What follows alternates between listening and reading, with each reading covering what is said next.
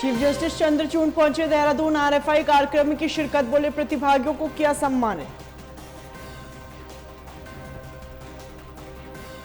देहरादून में बोर्ड कार्यकाल खत्म होने के बाद प्रशासक तैनात। आज से डीएम ने संभाला निकायों का जिम्मा, सभी जिलों के डीएम को आदेश जारी। लोकसभा चुनाव से पहले कैबिनेट विस्तार की संभावना, 4 मंत्रियों को सौंपा जा सकता है दायित्व। 2 दिन बाद होगी कैबिनेट। वैश्विक आपदा प्रबंधन सम्मेलन का आयोजन, किरण रिजिजू बोले मसौदे को केंद्रीय योजनाओं में करेंगे शामिल।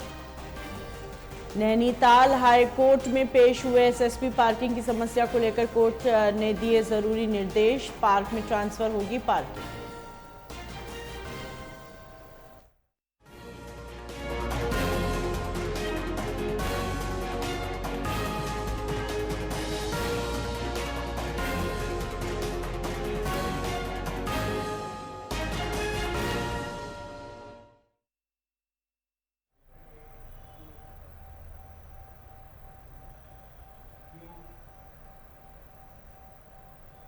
नमस्कार, स्वागत है आपका। आप देख रहे हैं न्यूज लाइव। मैं हूं आपके साथ है ना। बुलेटिन की शुरुआत करते हैं उत्तराखंड की खबरों के साथ। उत्तराखंड में विधायकों के सिर पर सत्ता का नशा इस कदर हावी हो गया और सरकारी कर्मचारियों पर हाथ उठाने से भी नहीं चूक रहे।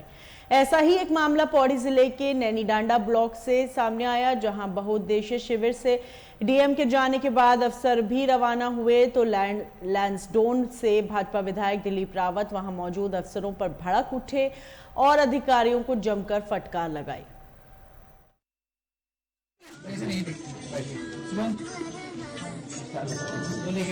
तो इनसे बड़ा साहब है तुम्हें क्या है वीडियो साहब, तुम अपना कर्मचारियों को डील करना नहीं आता तुम्हें? क्या वीडियो तुम कितना बना तुम्हें वीडियो तो आन भी नहीं समझ रहा तुमसे। मैं अभी लिख रहा हूँ, तुम्हें लिख के दे रहा हूँ, छोड़ के गेट बना लगी। मैंने बोल भी दिया डीएम को, पता छोड़कर भाग जाओ तुम लोगों को। लोग तुम्हारा चक्कर काम करके पहुंचा रहेंगे।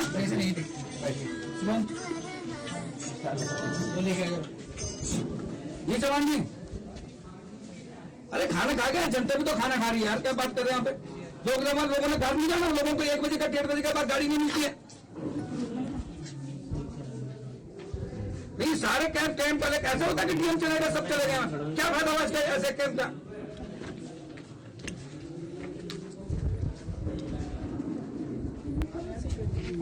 ऐसे चलेगा तुम यहाँ से? अरे कम से कम खाना जाओगे तो लोग भी तो जाएंगे खाना भाई। ये भी तो लोग दूर दूर से आ रखे हैं।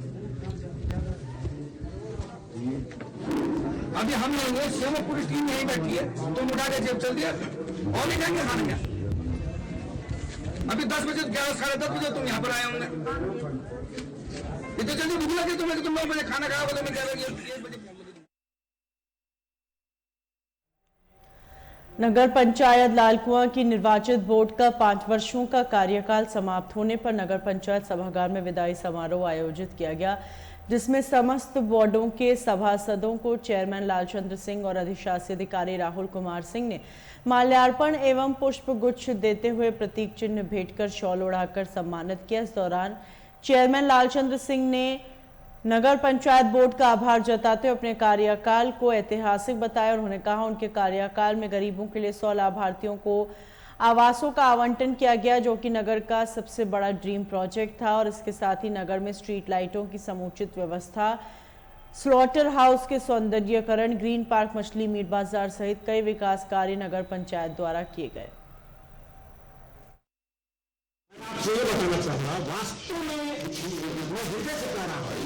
विकास की जो मैंने धारा बहाई वो पूरा लालकुआं की जनता बनाई है और मैंने बहुत बड़े काम किया। आपने समझे कुछ तो काम कर दिया, कुछ प्रस्तावित है जो आपको हमने किताब में वर्णित कर दिया।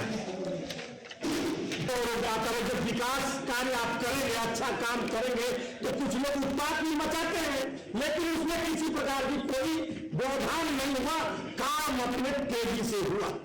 तो बहुत ही अच्छा, हम तो हमारी आत्मा अपनी आत्मा से भी कह रहा हूं। एक तो होता है कि आदमी ऊपरी मन में कहा हमने बहुत ही अच्छा काम किया और विकास की धारा बढ़ाई। पूर्व के चेयरमैन साहब ने उस समय की परिस्थिति वैसी रही, आज परिस्थिति कुछ और है, तो उस हिसाब से हमने विकास की धारा बढ़ाई।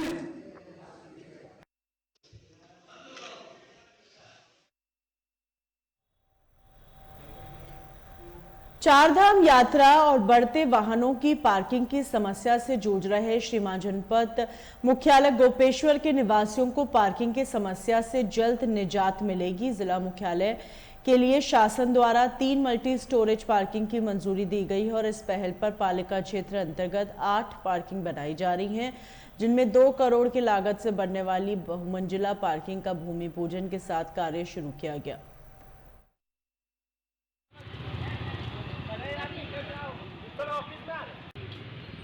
ये अभी हमने नगर पालिका द्वारा जो फर्स्ट फेज का काम हमारा शुरू होने जा रहा है, ये 24 लाख और कुछ हजार की पहली फर्स्ट फेज का काम है।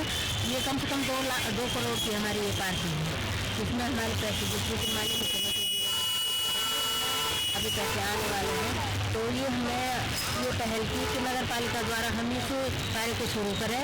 और हमारी जो गोपेश्वर में जब मैंने शपथ किया था तो मेरी पहली प्राथमिकता थी कि हम गोपेश्वर में एक नई पार्किंग की शुरुआत करेंगे, इसलिए ये पार्किंग मैंने भूमि पूजन करवाया है। ये पार्किंग बनने से गोपेश्वर नगर वासियों को बहुत सुविधा मिलेगी, क्योंकि गोपेश्वर में आए दिन पार्किंग की बड़ी दिक्कतें होने जा रही है। तो इसलिए हमने नगर पालिका द्वारा यहाँ पर ये पार्किंग बनाने का निर्णय लिया और इसलिए हमारा पहले से इसका काम शुरू होने लगा है।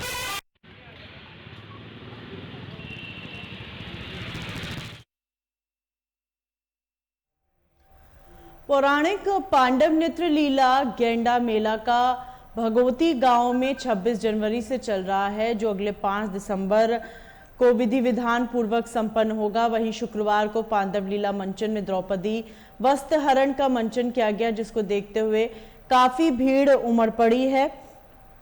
इस दौरान भक्तों ने जयकारे लगाए और देवताओं पर पुष्प वर्षा की।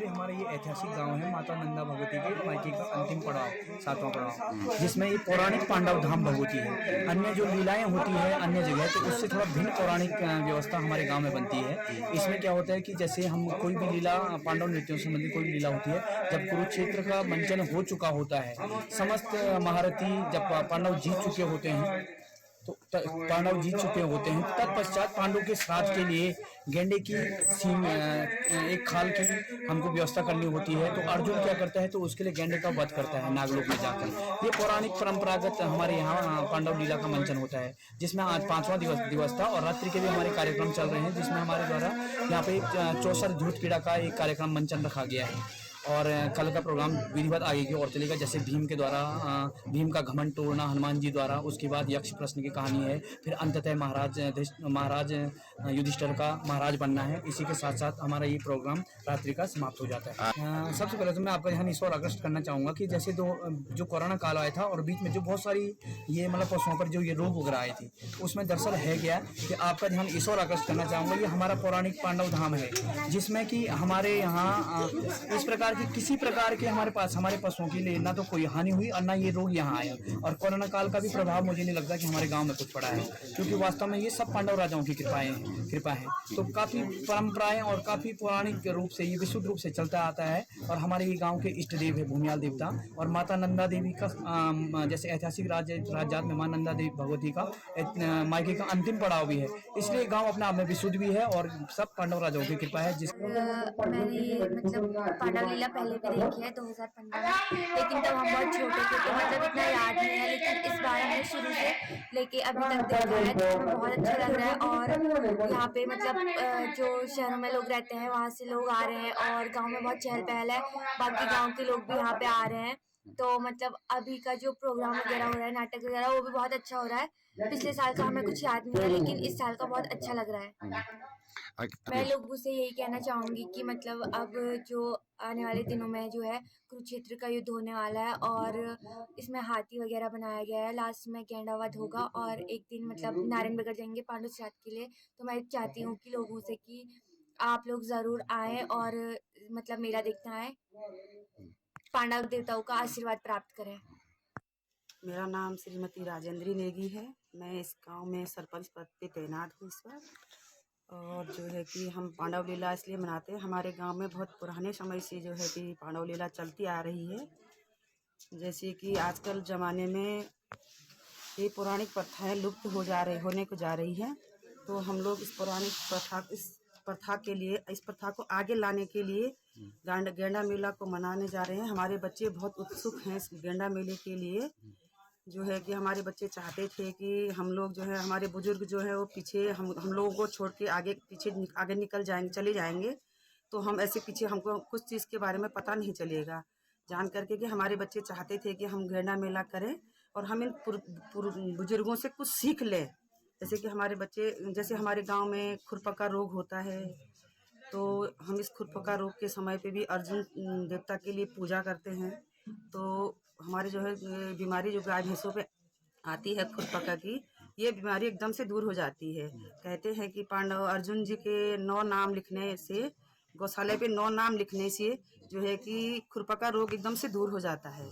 तो हम लोग इसीलिए पांडव लीला मनाते हैं और बहुत अच्छा अपना सहयोग दे रहे हैं। तो हम इस संस्कृति को आगे बढ़ाने की सोच रहे हैं और इस मेले को हम पौराणिक जो बोलते हैं उसको आगे बढ़ावा देने की कोशिश कर रहे हैं। इसमें हमारा योगदान रहेगा, महिला मंगल दल का योगदान रहेगा और नवोदय का योगदान रहेगा। और हमारे गांव में ऐसा कोई भी नहीं है कि जो इसमें सहयोग नहीं कर रहा है। यहाँ तक कि जो बाहर काम कर रहे हैं, जो बाहर जॉब कर रहे हैं, जो विदेशों में जॉब कर रहे हैं, वो लोग भी इसमें हमसे ज़्यादा वो लोग सहयोग कर रहे हैं। वो लोग यहाँ पे हैं नहीं, लेकिन वो आर्थिक मदद बहुत कर रहे हैं। वहाँ से वो लोग जो इसमें कमी हो रही है उसके लिए पैसा भेज रहे हैं कि हम लोग आपके साथ हैं। हम लोग चाहे 2 दिन के लिए आएँ, एक दिन के लिए आएँ, चाहे आधा घंटे के लिए आएँ, पर हमारा पूरा सहयोग है। हमारा ये मीडिया कर्मियों से यही सहयोग है कि हमारा ज़्यादा से ज़्यादा इसमें प्रचार करें, आगे से आगे इसमें कुछ है। पांडव लीला की प्रथा है। पांडव लीला जो इस संस्कृति को हमको पीछे नहीं छोड़ना है, आगे लेना है। हम तो इसके बारे में ज़्यादा नहीं जानते, लेकिन जो हम ये 2-3 दिन से जो भी कर रहे हैं, हम इसमें बहुत कुछ जान गए हैं कि हमारे जो गाय गुई होते हैं इनके बारे में, इनकी सुरक्षा के लिए है, मानव की सुरक्षा के लिए है, मानव के लिए जो ये सुरक्षा है। और जो इसमें लोगों जो नहीं मानते हैं, लेकिन हम लोग मानते हैं, हमारे पौराणिक हमारे बुजुर्ग लोग मानते हैं, वही संस्कृति को हम फॉलो कर रहे हैं।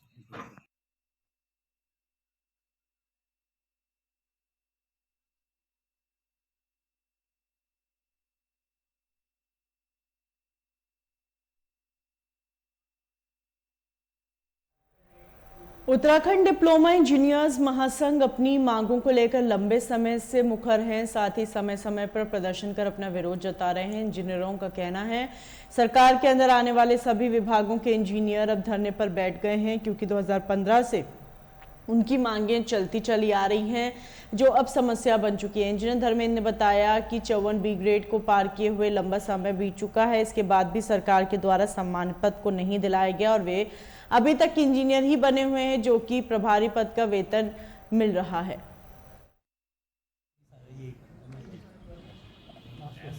मेरा नाम धर्मेंद्र कुमार सिंह, मैं मंडल सचिव उत्तराखंड डिप्लोमा इंजीनियर महासंघ गढ़वाल। सर, हमारे जितने भी डिप्लोमा इंजीनियर साथी, चाहे वो किसी विभाग का है, लघु हमारा उत्तराखंड लोक निर्माण विभाग है, उत्तराखंड सिंचाई विभाग है, उत्तराखंड लघु सिंचाई विभाग है, उत्तराखंड ग्रामीण निर्माण विभाग है, और भी बहुत सारे, कुल 22 डिपार्टमेंट जो कि हमारे महासंघ से संबद्ध है।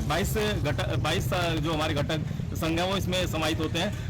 उसमें जितने भी हमारे डिप्लोमा इंजीनियर कार्यरत हैं, सभी विभागों में बहुत सारी समस्याएं ऐसी थी जो लंबित चली आ रही। 2015 के बाद से बहुत सारी समस्याएं हैं। इनको मैं मांगे नहीं हुआ, मांग तो जब हुआ करती, जब ये मांग थी हमारी, लेकिन ये समस्या हो गई है। इनमें क्या हुआ कि हमारे जो प्रांतीय पदाधिकारी है, प्रांतीय नेतृत्व हमारा है, सभी घटक संघों के साथ में लेकर के कई बार शासन से भी वार्ता हो चुकी है, माननीय मुख्यमंत्री से भी 4 बार वार्ता हो चुकी है। अभी जब से हम लोग 1 अप्रैल 2023 से लगातार ये कार्यक्रम हमारा चल रहा है, जिसमें हमारा संघर्ष का कार्यक्रम चल रहा है। पहले ये लगातार हमारा धरना प्रदर्शन हुआ। अब ये जब हमने कई मौके सरकार को और शासन को भी दिए कि हमारे साथियों की जो लंबी समस्याएं हैं उनका निराकरण कर दिया जाए, उसके बावजूद भी उन्होंने इस पर कोई ज्यादा ध्यान नहीं दिया। उसके बाद हम लोगों को अब आहत होकर के हड़ताल के कार्यक्रम का ये मन बनाना पड़ा और दिनांक 30 नवंबर यानी कि कल से हम लोग लगातार अनिश्चितकालीन हड़ताल पर यहाँ पर बैठ गए हैं।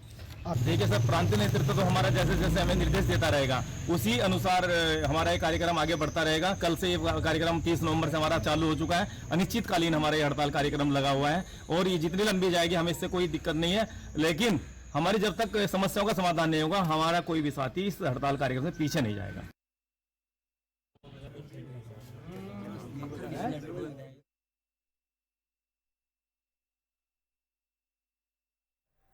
रुड़की में आज Uttaranchal federation of ministerial services association के आह्वान पर 21 सूत्रीय मांगों को लेकर चिकित्सकों ने काला फीता बांधकर कार्य किया और सरकार के विरुद्ध विरोध प्रदर्शन किया। और इस दौरान फेडरेशन के सदस्यों का कहना है वे काली पट्टी बांधकर कार्य का बहिष्कार करते रहेंगे और उनकी मांगें नहीं मानी जाती रहीं तो वो कार्य बहिष्कार के साथ हड़ताल के लिए भी बाध्य होंगे। वहीं फेडरेशन के जिलाध्यक्ष मनोज नवानी ने बताया उनकी मांगों को लेकर शासन के द्वारा सहमति बनी थी, लेकिन अभी तक उन पर कोई विचार नहीं किया गया और न ही उनकी मांगें मानी जा रही हैं। Uttaranchal federation of ministerial service association Uttarakhand के द्वारा विगत काफी समय से हमारे 21 सूत्रीय मांग पत्र हमने शासन को दिया था, उस पर कोई कार्रवाई न होने के कारण हम 15 तारीख से लेकर 30 तारीख तक काली फीती बांधकर अपना इस मांग में विरोध व्यक्त कर रहे हैं। छोटी छोटी हमारी मांगे थी जिसमें शासन द्वारा सकारात्मक रुख भी अपनाया गया, सहमति भी बनी, लेकिन उसके शासन आज तक भी जारी नहीं हो पाए। उन सभी मांगों को लेकर हम इस समय काली फीती बांधकर अपना विरोध व्यक्त कर रहे हैं। ये कार्यक्रम हमारा 15 नवंबर से लेकर 30 नवंबर तक चलेगा। 7 तारीख को हम जिलाधिकारी हरिद्वार के माध्यम से मुख्यमंत्री जी को ज्ञापन प्रेषित करेंगे और अब तब भी हमारा अगर ये कार्यक्रम सफल ना हो तो हम 14 तारीख को एक जन चेतना यात्रा भी हम जारी हमारा ये कार्यक्रम जन चेतना यात्रा का भी कार्यक्रम हमारा निर्धारित है। अगले कार्य बहिष्कार और हड़ताल तक की अगर स्थिति आती है तो हम लोग हर समय हर कार्मिक के लिए जो भी जिस तरीके के भी हमें कदम उठाना होगा हम उससे पीछे नहीं हटेंगे। हड़ताल भी हम अगर हमारा संगठन हमारा प्रांतीय नेतृत्व हमें हड़ताल के लिए आह्वान करता है तो बिल्कुल हड़ताल में जाने को।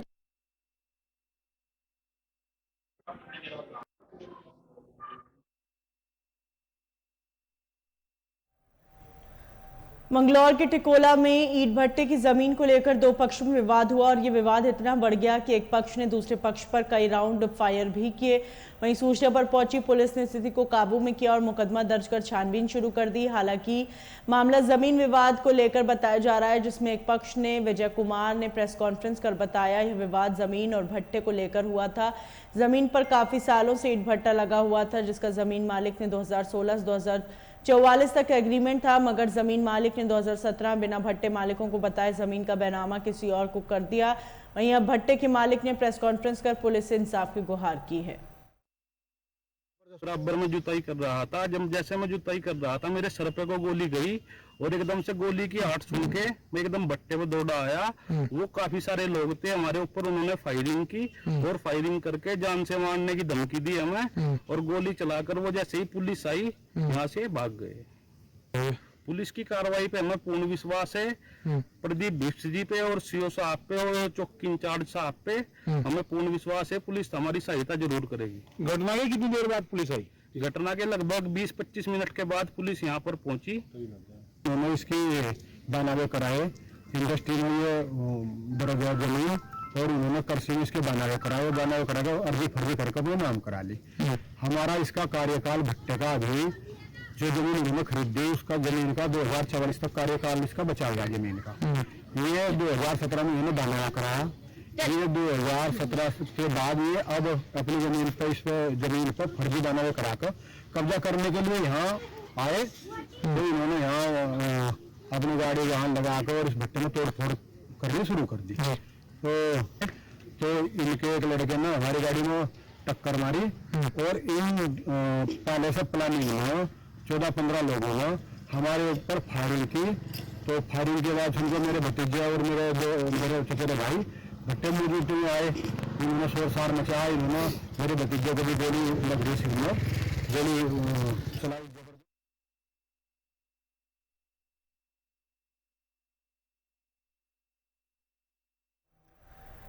रुड़की के गंगनहर कोतवाली क्षेत्र के शक्ति विहार कॉलोनी में करीब 15 घंटे पहले दो पक्षों में विवाद हो गया, जिसमें घायल एक युवक ने उपचार के दौरान दम तोड़ दिया। वहीं 2 युवकों को पुलिस ने गिरफ्तार भी कर लिया, लेकिन परिजनों का आरोप है मामले में पुलिस ने आरोपियों पर हल्की धाराएं लगाई हैं।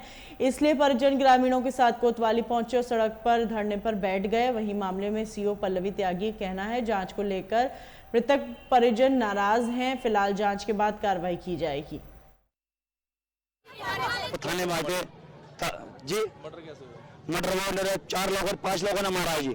परदेसी रोहित, संजीव, रजत, दीप, इन्होंने यहाँ पे थाने में आकर 3 घंटे यहाँ पे मेरे भाई को बिठा रखा है। वो दर्द से चिल्ला रहा था, चोट लगी पड़ी थी उसकी किसी ने सुनवाई नहीं करी, नहीं पट्टी नहीं टीप लाड़ा, कुछ नहीं करवाया उन्होंने। वो जागीर ने, अमरजीत ने ये सब कर लेके मेरी मंडी में भी हाथ उठा चुके हैं। आज ये लेडीज पुलिस जिनका मर गया उनका भी हाथ उठा रहे हैं पुलिस करके। मेरी मम्मी के पैर हाथ उठाया अभी फिलहाल। हाँ, लेडीज पुलिस ने। अब क्या मांगे आप? हमारी मांग ये होगी, जागीर ने रिश्वत ली है 302 का मुकदमा, जागीर अली ने, अमरजीत ने 302 का मुकदमा लेके हमें झांसे में रख के पोस्टमार्टम करवा के हम तुम्हारी साथ है, हम पुलिस हमारा नाम मत लेना, 3 घंटे बिठाए हम तुम्हारी साथ है, हमें धोखेधारी में रख के आज इन्होंने 304 में मुकदमा दिखा दिया। रिश्वत लेकर इन्होंने रिश्वत लिया, बिक चुकी है यहाँ की पुलिस। हमें सजा चाहिए, हमें इंसाफ चाहिए, हमें कुछ नहीं चाहिए। 302 की धारा मतलब 302 धारा लगनी चाहिए बस। ये एक कम्युनिटी के लोगों में आपस में झगड़ा हो गया था। एक ही कम्युनिटी के लोग थे आसपास रहने वाले, किसी मामूली सी बात को लेकर विवाद हो गया था, जिसमें कि एक युवक की बाद में मृत्यु हो गई थी दौरान उपचार। उसमें एक मुकदमा पंजीकृत किया गया था समुचित धाराओं में, तो उसमें आज 2 लोगों को जेल भेजा गया है। तो जांच को लेकर के जो इन्वेस्टिगेशन चल रही है उसको लेकर के इन लोगों में कुछ असंतोष है, उसको लेकर के ये लोग अभी थाने पे आए थे। मैडम, पैसे लेने का आरोप लगाया जा रहा है पुलिस पे कि पैसे लेके कुछ इस तरह से आरोपियों को छोड़ा गया है। छोड़ा नहीं गया, आरोपियों को जेल भेजा गया है। वो इन्वेस्टिगेशन भी चल रही है। अगर इन्वेस्टिगेशन में कोई ऐसा मेडिकल के बेसिस पे अभी पीएम रिपोर्ट में उसमें कोई मृत्यु का कारण स्पष्ट नहीं है, कोई भी मृत्यु का कारण नहीं आया। पीएम रिपोर्ट में जैसा आता है उसमें उसके हिसाब से उसमें धारा तो उसी हिसाब से आगे चेंज हो जाएगी, या जो उचित धारा होगी उसी में ही आगे कार्रवाई होगी। आक्रोशित हैं उनका कहना है कि उनके साथ में अवैध व्यवहार किया गया है और उनकी जो नहीं, अभी तो उनकी किसी के साथ बात ही नहीं हुई है। अभी तो ये लोग अपनी ही बात बता रहे हैं। अभी हम लोग यहाँ पे बैठे हैं, उनसे बात करके उनको समझाया जाएगा। अगर वो इन्वेस्टिगेशन से संतुष्ट नहीं है तो उसमें फिर आईओ से बातचीत करके इन्वेस्टिगेशन को किसी और से करा दिया। गिरफ्तार हुआ इस मामले में? हाँ, 2 लोग गिरफ्तार हुए आज, बता दो 2 लोगों को जेल भेजा गया है इसमें ऑलरेडी। फरार तो कोई नहीं है उसमें, अभी जो इन्वेस्टिगेशन में प्रकाश में आते रहेंगे उनकी अरेस्टिंग होती रहेगी। बोल रहे कि 3 आरोपी इन्वेस्टिगेशन अभी चल रही है, अभी इन्वेस्टिगेशन में टाइम है। वो तो जब इन्वेस्टिगेशन समाप्त होगी, अगर उसके बाद ऐसी कोई चीज होती है तब वो आरोप वाली बात बनती है। आरोप का कोई प्रश्न नहीं है क्योंकि इन्वेस्टिगेशन अभी इन प्रोसेस है।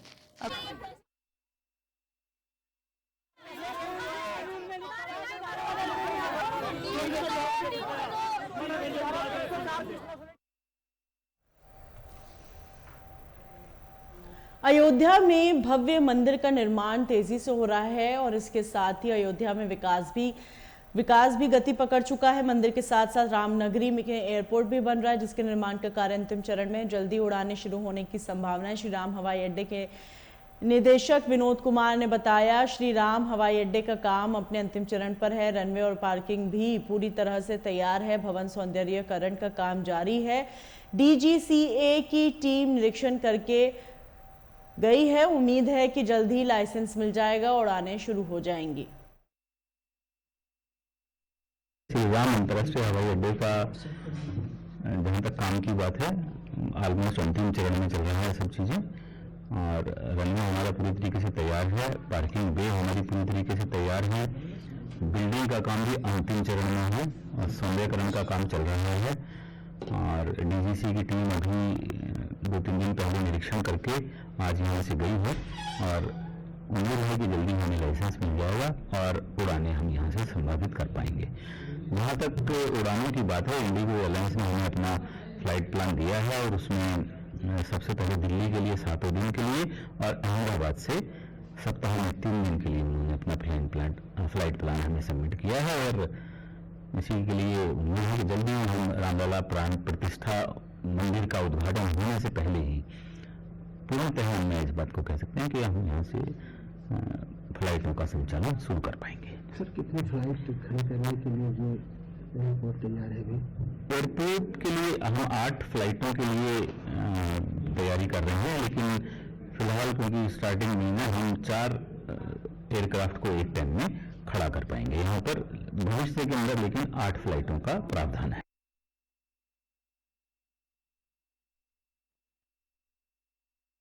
वाराणसी में फिल्म पर्यटन को बढ़ावा देने के लिए छठवें अंतर्राष्ट्रीय फिल्म महोत्सव का शुभारंभ हुआ। 3 दिवसीय इस आयोजन में 94 शॉर्ट फिल्मों को दिखाया जाएगा। इस फिल्म फेस्टिवल का आयोजन कमिश्नरी सभागार में किया गया। इसे देखने के लिए कला क्षेत्र से जुड़े कलाकार, साहित्यकार, छात्र आदि बड़ी संख्या में पहुंच रहे हैं। वहीं बॉलीवुड अभिनेत्री मधुरिमा तुली ने कहा, पर्यटन हमारे देश में बढ़े और संस्कृति पूरी दुनिया जाने, यही इस महोत्सव का संदेश है। वे उत्तर प्रदेश सरकार और पर्यटन मंत्रालय का धन्यवाद करती हैं, जिनकी वजह से उन्हें ये मौका मिला। फिल्म फेस्टिवल से क्या मैसेज है? फिल्म फेस्टिवल से क्या मैसेज, आई थिंक कल्चर और टूरिज़्म के ऊपर है ये फिल्म एंड तो ये बहुत बड़ा मैसेज है ताकि टूरिज़्म हमारा जो देश में है वो बढ़े और कल्चर जो है वो पूरी दुनिया जाने। I think that's a lovely message, क्योंकि हमारा जो उत्तर प्रदेश है बहुत ही खूबसूरत है। I think all over India ही खूबसूरत है, बट क्योंकि अभी हम वाराणसी में हैं तो डेफिनेटली अलग ही खूबसूरती है। यहाँ पे स्पिरिचुअल जगह मानी जाती है, जहाँ पे काशी विश्वनाथ जी हैं और बहुत सारे other there are 2000 temples I guess. So मैं पहली बार आ रही हूँ और मुझे इस बात की बहुत खुशी है। मैं कब से आना चाहती थी, फाइनली मुझे मौका मिला आने का एंड मैं गवर्नमेंट ऑफ उत्तर प्रदेश और टूरिज़्म डिपार्टमेंट सबको बहुत बहुत शुक्रिया अदा करूँगी, जिनकी वजह से मुझे यहाँ आने का मौका मिला। और इतने बड़े जो दिग्गज लोग हैं उनके साथ बैठने का, उनके साथ जूरी बनने का मौका मिल रहा है। So I am very grateful and thankful to the entire government of Uttar Pradesh. पहले भी आपने कई सारी तस्वीरें देखी होंगी वाराणसी जी। वर्तमान में आप जब आए हैं, अब की तस्वीरें जो देखती हैं वो कैसा है? अभी मैंने देखा नहीं है बाहर, मैं ज़्यादा घूमी नहीं हूँ। तस्वीरों में तो खैर बहुत ही ज़्यादा खूबसूरत है, जैसा कि हम देखते हैं एंड आई एम श्योर कि आँखों में जब सामने देखेंगे तो वो और ज़्यादा डबल खूबसूरत हो जाएगा। सो बस मुझे उसी का इंतज़ार है कि कब मैं खुद अपनी आँखों से देखूँ। तस्वीरों में तो मैंने बहुत देखा है, जो गंगा रिवर है, यमुना रिवर, सब कुछ देख लिया है। अब आँखों से देखना चाहती हूँ कि और कितना खूबसूरत है वो। आप टेलीविज़न से हैं, बहुत सारे धार्मिक चीज़ें इशू हो जाते हैं, इसमें आप क्या कहना चाहेंगे? जिस तरीके से धर्म को लेकर टारगेट किया जाता है या बोला जाता है, आई थिंक धर्म को लेके टारगेट अभी इस पे मैं ज़्यादा कुछ कहना नहीं चाहूँगी, क्योंकि फिर इस बात को लेके भी कुछ बवाल ना हो जाए। सो इससे बेटर है कि मैं चुप रहूँ। मैं बस इतना कहूँगी कि हर कोई अपने धर्म पे को विश्वास करता है और हमें उस चीज़ को रेस्पेक्ट देनी चाहिए।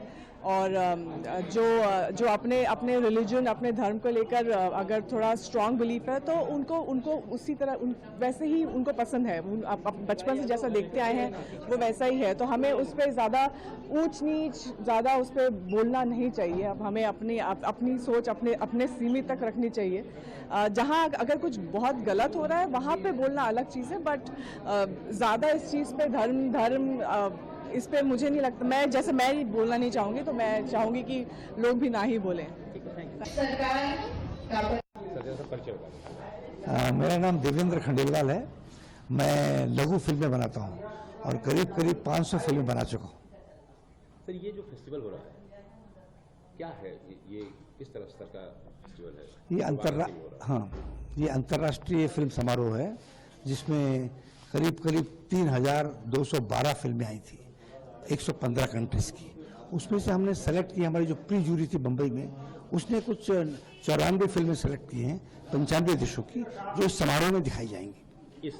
आज यहाँ से शुरू हो रहा जो इसमें दिखाई जाएगी जी नहीं, 95 फिल्में जो 44 देशों से आई हैं इस समारोह में दिखाई जाएंगी। तो क्या मानक रहता है जब आप फिल्मों का सेलेक्ट करते हैं? क्या